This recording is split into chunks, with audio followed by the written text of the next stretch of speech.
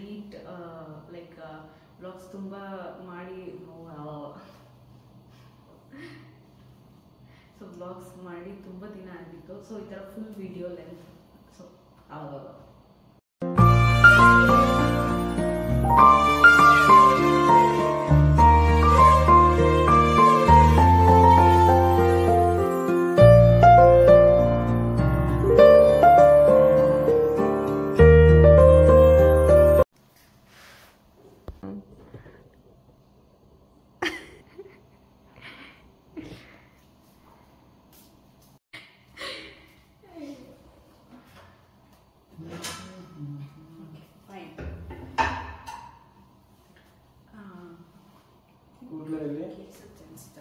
ನೋಡ್ಬಿಡ್ತೇನೆ.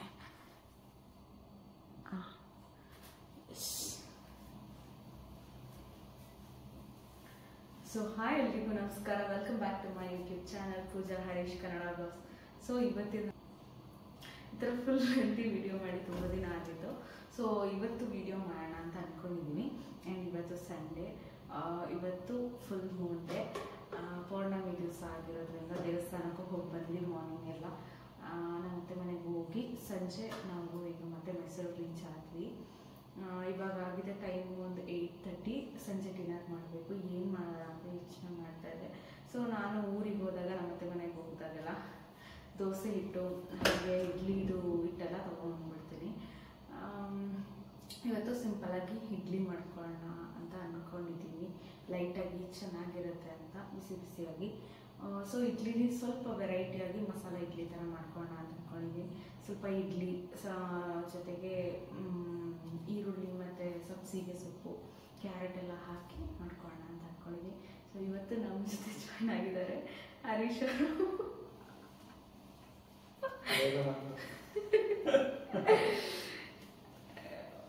ಇನ್ಮೇಲೆ ವಿಡಿಯೋಸಲ್ಲಿ ಇವ್ರನ್ನ ನೋಡ್ತೀರಾ. ಸೊ ಫಸ್ಟ್ ಈರುಳ್ಳಿ ಎಲ್ಲ ಚಾಪ್ ಮಾಡ್ಕೊಂಡು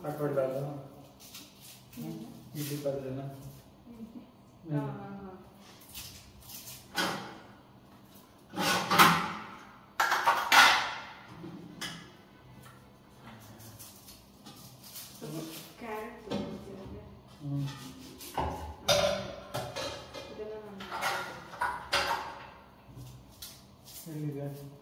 ಕ್ಯಾರೆಟ್ ಅಲ್ಲಿದೆ ಮತ್ತೆ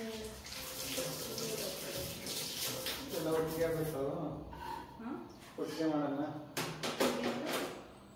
ತೊಳ್ಕೊಡ್ಲ ಇದು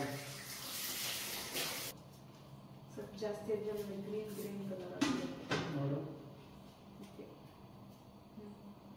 ಮದ್ವೆಗಿಂತ ಮುಂಚೆ ಬಾಯಲ್ಲಿ ನೀವು ಆನ್ಸರ್ ಮಾಡಬೇಕು ಕ್ವೆಶನ್ಸ್ಗೆಲ್ಲ. ಇಲ್ಲಿ ಇವಾಗ ಅದು ಮೈಕ್ ಹತ್ರ ಮಾತ್ರ ಅಷ್ಟು ಮಾತಾಡೋದು ಕೇಳಿಸಲ್ಲ. ಆಮೇಲೆ ಹತ್ರ ಒಂದು ಹೇಳು. ಓಕೆ, ಮದ್ವೆಗಿಂತ ಮುಂಚೆ ಏನಾಗ್ತಿದೆ, ಸೊ ಮದುವೆ ಸ್ಟಾರ್ಟಿಂಗ್ ಈರುಳ್ಳಿ ಮಿಕ್ಸ್ತಾ ಇದ್ರೆ ನನಗೆ ಏನಾಗ್ತಿದೆ, ನಿಮ್ಗೆ ಕಣ್ಣೀರು ಬರುತ್ತೆ, ನಾನು ಮಾಡ್ಕೊಳ್ತೀನಿ. ಇವಾಗ ಪ್ರೀತಿಯಲ್ಲ ಸರಿ ಮಾಡ್ಕೊಡ್ತೇನೆ. ಪರವಾಗಿಲ್ಲ.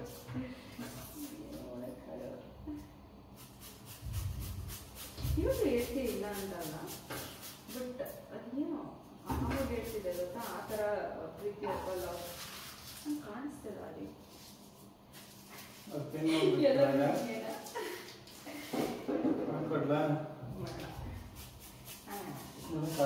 ಆ ಥರ ಹೆಲ್ಪ್ ಮಾಡ್ಕೊಡ್ಬೇಕಾ ಮಾಡ್ಕೊಡ್ಬಾರ್ದ? ಮಾಡ್ಕೊಡ್ಬೇಕು. ಕೆಲವರು ಹುಡುಗರಿಗೆ ಇವಾಗ ಈಗೋ ಇರುತ್ತಲ್ವ, ನಾನು ಯಾಕೆ ಅಡುಗೆ ಮಾಡಬೇಕು, ನಾನು ಯಾಕೆ ಅಡುಗೆ ಮಾಡಬೇಕು, ನಮ್ಮ ವೈಫ್ಗೆ ಯಾಕೆ ಹೆಲ್ಪ್ ಮಾಡಬೇಕು, ಅವರು ಅಡುಗೆ ಮನೆಯೇ ಲೈಕ್ ಅಡುಗೆ ಮಾಡ್ಕೊಂಡು ಇರ್ಬೇಕಲ್ವಾ, ಆ ಥರ ಎಲ್ಲ ಹೇಳ್ತಾರಲ್ವ. ಅದ್ರಾಗ ಏನು ಹೇಳ್ತೀನಿ ಕಣ್ಣೀರು ಬರ್ತಾ ಇದೆ. ಹಂಗೂ ಕಣ್ಣೀರು ಬರ್ತಿದೆ, ಜಾಸ್ತಿ ಬರ್ತಾಯಿದೆ. ಅನ್ಕೋತಾಳೆ ಜಸ್ಟ್ ಕಣ್ಣಿಗೆ ನೀರು ಹಾಕು ಹೇಳ್ತಾರೆ.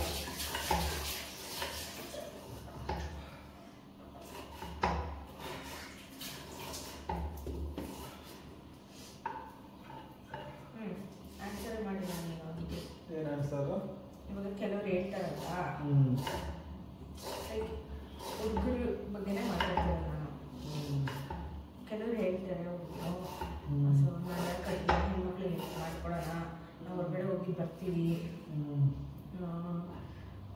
ಅವ್ರ ಮನೇಲಿ ಇರ್ತಾರಲ್ವ, ಮಾಡಲಿ ಅವರಿಂದ ವರ್ಕ್ ಮಾಡೋದಕ್ಕೆ ಸೂಟ್ಸ್ ಬರ್ತಾರೆ ಆ ಥರ ಎಲ್ಲ ಹೇಳ್ತಾರಲ್ವ, ಹಾಗಾಗಿ ಅಂದರೆ ಅವ್ರು ಹೆಲ್ಪ್ ಮಾಡಿಕೊಡೋದು ಒಳ್ಳೇದಾ ಕೆಟ್ಟದಾ?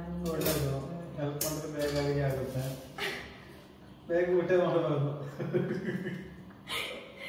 ಓ, ಇದೊಂದು ಕಾರಣಕ್ಕಾಗದು ನೀನು ಅಡುಗೆ ಅಂದ್ರೆ ನಾನು ಲೇಟಾಗಿ ಅಡುಗೆ ಮಾಡ್ತೀನಿ ಅಂತ ನನಗೆ ಹೆಲ್ಪ್ ಮಾಡ್ಕೊಡೋದಾ?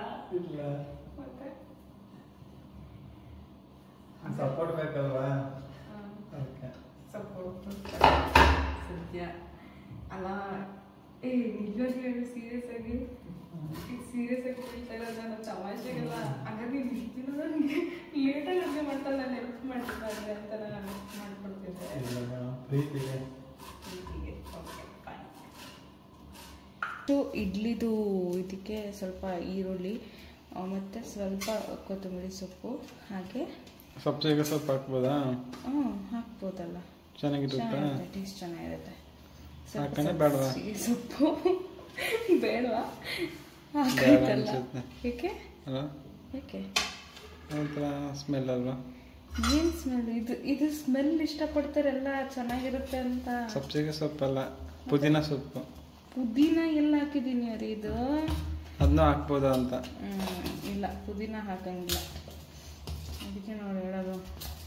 ಸುಮ್ಮನೆ 4 ಅಡುಗೆ ಕಡಿದ್ಬಿಟ್ಟು ಅಡುಗೆ ಬರುತ್ತೆ ಅಂತ ಹೇಳೋದಲ್ಲ, ಎಲ್ಲದ್ರ ಬಗ್ಗೆ ತಿಳ್ಕೊಂಡಿದ್ರೆ ಮಾತ್ರ ಹೇಳಬೇಕು. ಪುದೀನ ಯಾರು ಹಾಕ್ತಾರಲ್ಲಿ ನೋಡಿ, ಇಡ್ಲಿ ಬ್ಯಾಟರೇ ನೋಡಿ ಎಷ್ಟು ಚೆನ್ನಾಗಿ ಕಾಣಿಸ್ತದೆ, ಒಂಥರ ಕಲರ್ಫುಲ್ಲಾಗಿ ಅಲ್ವಾ? ಸೊ ಇವಾಗ ನಮ್ಮ ಇಡ್ಲಿ ರೆಡಿಯಾಗಿದೆ. ಇಡ್ಲಿ ರೆಡಿಯಾಗಿಲ್ಲ, ಸಾರಿ, ಇಡ್ಲಿ ಬ್ಯಾಟರ್ ರೆಡಿಯಾಗಿದೆ. ಆಫ್ ಕರ್ದ.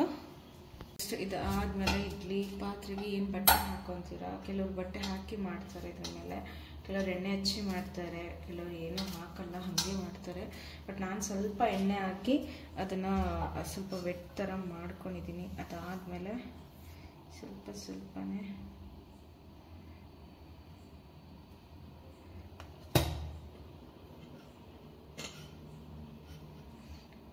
ಸ್ವಲ್ಪನೇ ಹಿಟ್ಟು ಹಾಕ್ಕೊತಾ ಇದ್ದೀನಿ.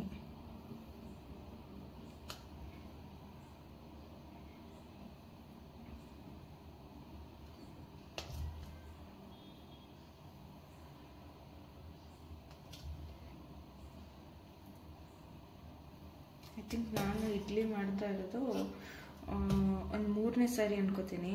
ನಮ್ಮ ಮದುವೆ ಆದಾಗಿಂದನೂ ಸೇರಿಸಿನೇ 3ನೇ ಸಾರಿ. ಯಾಕೆ ಅಂತ ಅಂದರೆ, ನಾನು ಇಡ್ಲಿ ದೋಸೆ ಇದೆಲ್ಲ ಜಾಸ್ತಿ ಎಸ್ಪೆಷಲಿ ಇಡ್ಲಿ ಮಾಡ್ತಾನೆ ಇರಲಿಲ್ಲ. ನಮ್ಮ ಅತ್ತೆ ಮನೆಗೆ ಯಾವಾಗಲೂ ವೀಕ್ಲಿ ಟ್ವೈಸ್ ಹೆಂಗೂ ಹೋಗ್ತಾ ಇರ್ತೀವಿ. ಸೊ ಆವಾಗ ಹೋದಾಗ ಅದು ವಡೆ ಅದು ಇದು ಏನೇನೋ ಬೇಕು ಅಂತ ಬಿಟ್ಟು ಅದು ಇದು ಮಾಡಿಸ್ಕೊಂಡು ತಿನ್ಕೊಂಡು ಬಂದುಬಿಡ್ತಿದ್ವಿ.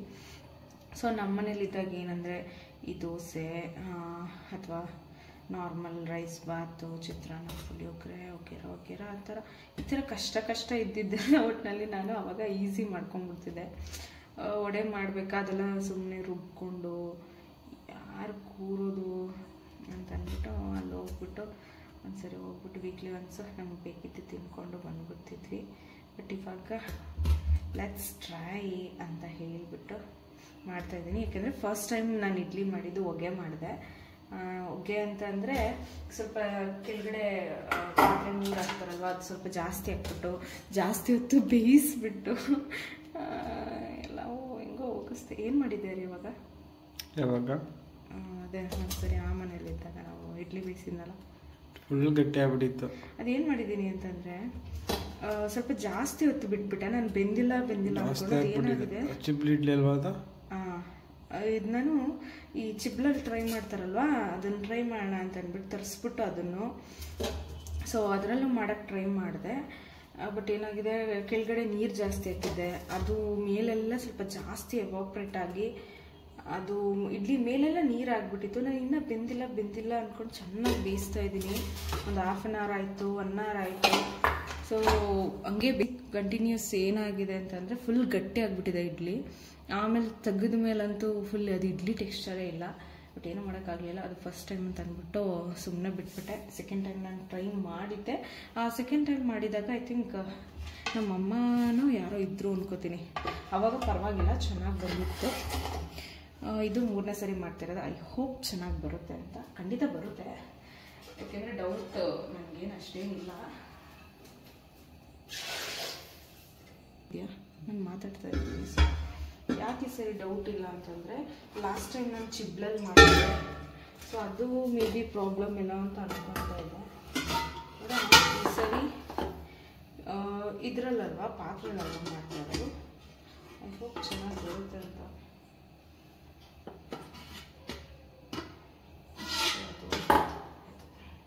ಅದಕ್ಕಿಂತ ಚಿಕ್ಕದಲ್ಲ. ಇದರಲ್ಲಿ ಎಷ್ಟು ಇಡ್ಲಿ ಬೇಯಿಸ್ಬೋದು? ಎಷ್ಟು ಗೊತ್ತಿಲ್ಲ, 23 ಅನ್ಕೋತೀನಿ. 25.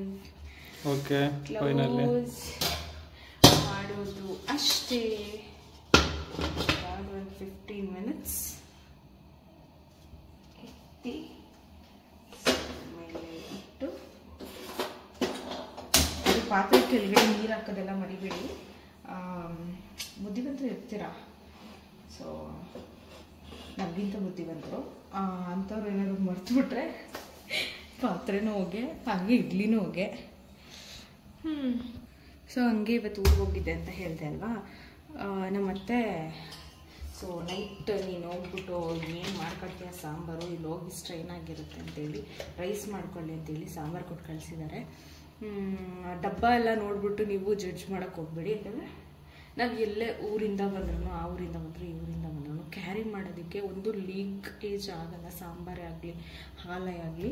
ಸೊ ಅದಕ್ಕೋಸ್ಕರ ನಾವು ಈ ಥರ ಪ್ಲಾಸ್ಟಿಕ್ ಡಬ್ಬಗಳನ್ನ ಯೂಸ್ ಮಾಡ್ತೀವಿ. ಸೊ ಅದನ್ನೆಲ್ಲ ನೋಡ್ಕೊಂಡು ಕಮೆಂಟ್ ಸೆಕ್ಷನಲ್ಲ ದಯವಿಟ್ಟು ಈ ಥರ ಡಬ್ಬ ಎಲ್ಲ ಯೂಸ್ ಮಾಡಬಾರ್ದು ಪೂಜಾ, ಹಾಗೆಲ್ಲ ಹೇಳ್ಬಿಡಿ. ಅದು ನಮಗೂ ಗೊತ್ತು, ಬಟ್ ಏನೂ ಮಾಡೋಕ್ಕಾಗಲ್ಲ, ನಾವು ಯೂಸ್ ಮಾಡ್ತೀವಿ.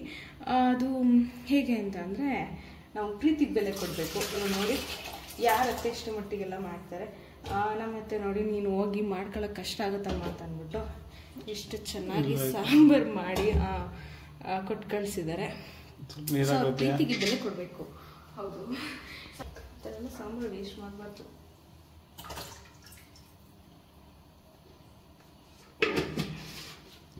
ಅದರಲ್ಲೂ ನನಗೆ ಎಸ್ಪೆಷಲಿ ನಮ್ಮಮ್ಮ ಮಾಡೋದಕ್ಕಿಂತ ಹೆಚ್ಚಾಗಿ ನಮ್ಮ ಅತ್ತೆ ಮಾಡೋ ಸಾಂಬಾರು ನನಗೆ ತುಂಬ ಇಷ್ಟ ಆಗುತ್ತೆ.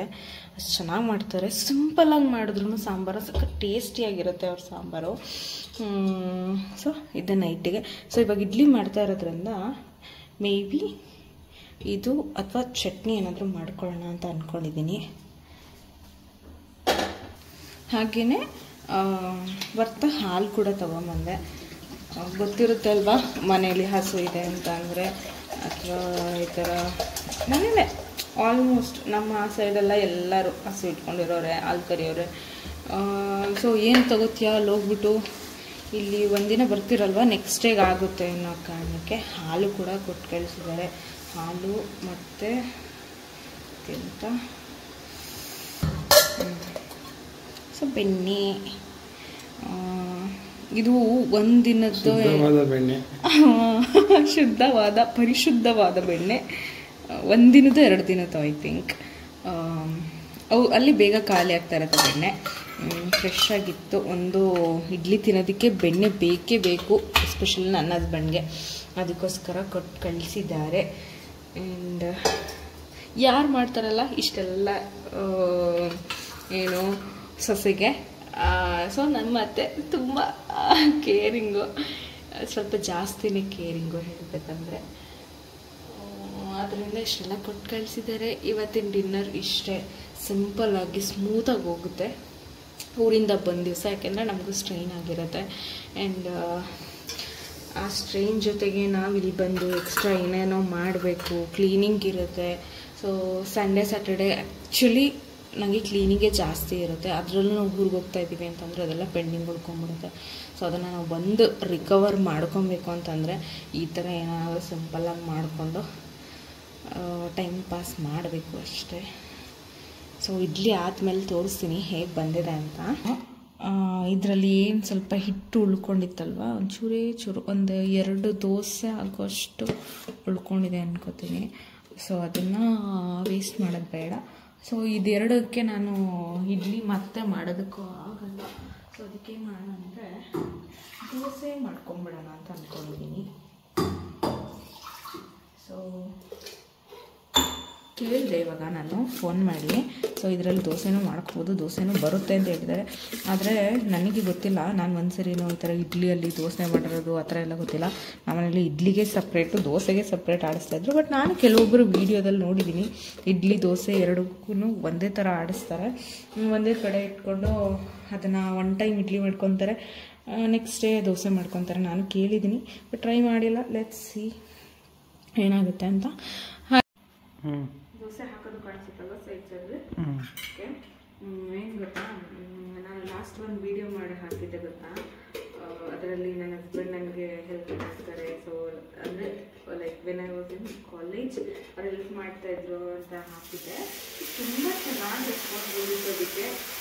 ಎಸ್ಪೆಷಲಿ ನನ್ನ ಫ್ರೆಂಡ್ಸ್ ಕೆಲವರು ಒಂದಿದ್ರು, ಅದು ಗೊತ್ತಿಲ್ಲ ಆ್ಯಕ್ಚುಲಿ ಕೆಲವ್ರಿಗೆ. ನಾನು ಕಾಲೇಜಲ್ಲಿ ಇರಬೇಕಾದ್ರೆ ನನ್ನ ಹಸ್ಬೆಂಡು ತುಂಬ ಹೆಲ್ಪ್ ಮಾಡ್ತಾರೆ ಅಂತ. ಒಂದು ಕಡೆ ಸ್ವಲ್ಪ ಅಥವಾ ಓಕೆ ಓಕೆ ಆಯಿತಾ, ಒಂದು ಕಡೆ ಖುಷಿನೂ ಆಗಿದೆ ಅವ್ರು ಹೆಲ್ಪ್ ಮಾಡ್ತಿದ್ರು ಅಂತ ಹೇಳೋದಕ್ಕೂ. ಇನ್ನೊಂದು ಗೊತ್ತಿಲ್ಲದೆ ಇರೋಷ್ಟು ಒಂದಷ್ಟು ಸೀಕ್ರೆಟ್ಗಳಿದೆ ಇವ್ರ ಬಗ್ಗೆ. ಏನು ಅಂದರೆ ಮಾಡ್ತಾ ಇದ್ದಿದ್ದೆ ಒಂದು 4-5 ಥರ ಅನ್ಕೋತೀನಿ. ಎಸ್ಪೆಷಲಿ ಚಿತ್ರಾನ್ನ, ಈ ಬಿಸಿಬೇಳೆ ಬಾತು. ಒಂದ್ಸಂತೂ ಬಿಸಿಬೇಳೆ ಬಾತಿಗೆ ಏನಾಗಿದೆ, ಮನೇಲಿ ಟೊಮೊಟೊ ಖಾಲಿ ಆಗಿದೆ. ಅದಕ್ಕೆ ಈ ಮಹಾನ್ ಭೂಪ ಅವರು ಟೊಮೊಟೊಲ್ಲೂ ಹುಳಿ ಇರುತ್ತೆ, ಹಾಗೆ ನಿಂಬೆಹಣ್ಣಲ್ಲೂ ಹುಳಿ ಇರುತ್ತೆ ಅಂತ ಅಂದ್ಬಿಟ್ಟು ಬಿಸಿಬೇಳೆ ಬಾತಿಗೆ ನಿಂಬೆಹಣ್ಣು ಹಿಂಬಿಟ್ಟು ಕೊಟ್ಟಿದ್ದು. ಅದನ್ನೆಲ್ಲ ತಿಂದು ಇವತ್ತಿಗೂ ನಿಮ್ಮ ಮುಂದೆ ಇದ್ದೀನಿ ನಾನು. ನೋಡಿ ಎಂತ ಕೆಲಸ ಮಾಡಿದ್ರು ಅಂತ. ಏನೋ ಪರವಾಗಿಲ್ಲ, ಹೆಂಗೋ ಮಾಡಿಕೊಟ್ರು. ಅಷ್ಟು ಯಾರು ಮಾಡಿಕೊಡ್ತಿರ್ಲಿಲ್ಲ ಆ್ಯಕ್ಚುಲಿ. ಏನೋ ಪರವಾಗಿಲ್ಲ ಮಾಡಿಕೊಟ್ಟಿದ್ದಾರೆ ಅಂತ ನಾನು ತುಂಬ ಇದೆಲ್ಲ ಮಾಡಲ್ಲ, ಯಾರಿಗೂ ಹೇಳಲ್ಲ. ಬಟ್ ಕೆಲವೊಬ್ರಿಗೆ ಗೊತ್ತಾಗ್ಬೇಕಲ್ಲ ಅಂತ.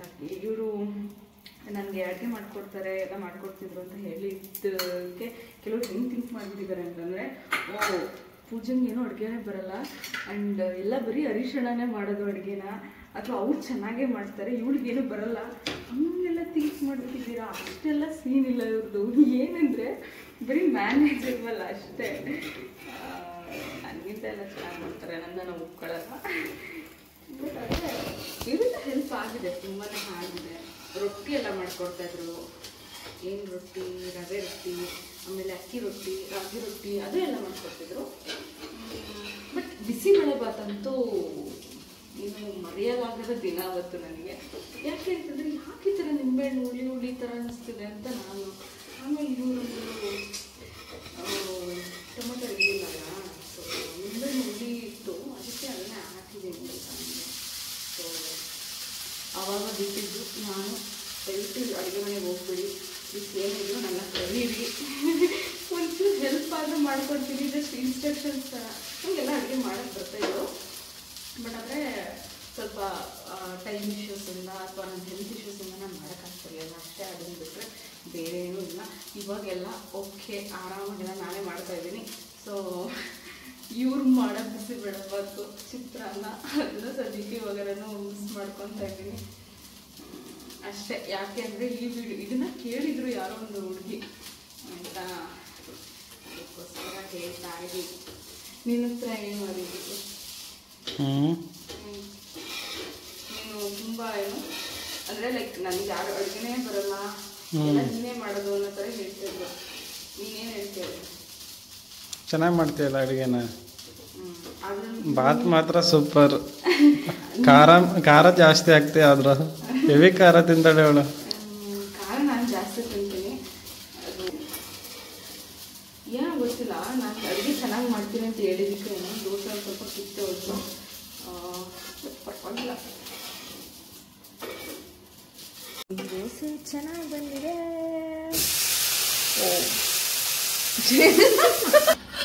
ಬಿಸಿ ಬಿಸಿ ಇಡ್ಲಿ, ಬಿಸಿ ಬಿಸಿ ತಿನ್ನಕ್ಕಾಗಲ್ಲ, ಬಿಸಿ ಬಿಸಿಯಾಗಿದೆ. ಫಸ್ಟ್ ಆಚೆಗೆ ಎತ್ತಿಟ್ಕೋ. ಒಂದು ನಿಮಿಷ ಇರು, ಎಲ್ಲಿ ಮುಟ್ಟಿದ್ರು ಬಿಸಿ ಹೊಡಿತಿದೆಯಲ್ಲ. ಇಲ್ಲಿ ತಗೋ, ಒಂದು ನಿಮಿಷ ಇರು, ಅಲ್ಲಿ ಮುಟ್ಟಿದ್ರು ಬಿಸಿ. ಸೊ ಇಡ್ಲಿ ಎಲ್ಲ ಇದು ತೆಗ್ದೆ. ಸೊ ನೀಟಾಗಿ ಬಂದಿದೆ, ಚೆನ್ನಾಗಿ ಎಲ್ಲೂ ಅಂಟ್ಕೊಂಡಿಲ್ಲ ಪಾತ್ರೆಗೆ, ಜಾಸ್ತಿ ಸ್ಮೂತಾಗಿ ಆಗಿದೆ. ಇದನ್ನು ಕೆಲವರು ಈ ಈರುಳ್ಳಿ ಮತ್ತು ನಾವೇನು ಕ್ಯಾರೆಟ್ ಹಾಕಿದ್ವಿ ಅದನ್ನು ಒಗ್ಗರಣೆ ಹಾಕ್ಬಿಟ್ಟು ಚೆನ್ನಾಗಿ ಅದರಲ್ಲೇ ಫ್ರೈ ಮಾಡಿಬಿಟ್ಟು ಆಮೇಲೆ ಹಿಟ್ಟಿಗೆ ಕಲಿಸ್ತಾರೆ. ಸೊ 2-3 ಥರ ಮಾಡ್ತಾರೆ. ನಾನು ಸಿಂಪಲಾಗಿ ಹೀಗೆ ಮಾಡಿದ್ದೀನಿ. ಆ್ಯಂಡ್ ಪಾತ್ರೆಗೂ ಅಷ್ಟೇ ನೀಟಾಗಿ ಅಂಟ್ಕೊಂಡಿಲ್ಲ, ಏನಿಲ್ಲ, ನೀಟಾಗಿ ಬಂದಿದೆ.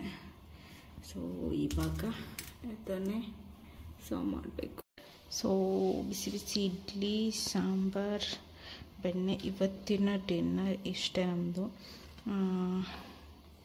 Hope you like this video.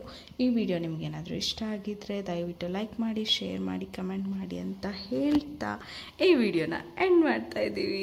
ಏನಾದರೂ ಹೇಳ್ತೀಯಾರಿ? Thank you so much.